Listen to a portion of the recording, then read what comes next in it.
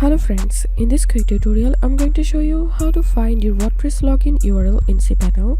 But before getting started this video, make sure to subscribe. How to unmute it. So first of all, you have to log in into your website cpanel and then search for software coolers. And here you can see WordPress manageable software coolers application, so click on it. And here we can see my website.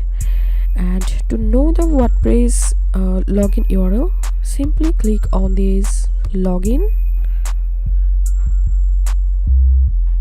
and then you will jump into your WordPress dashboard, and here you can see my WordPress login URL, howtoonminute.com/wp-admin.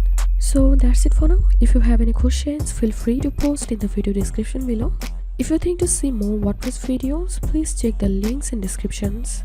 If this video helped you, give a thumbs up and please consider subscribing to my channel How to Unminute. Thank you so much for watching.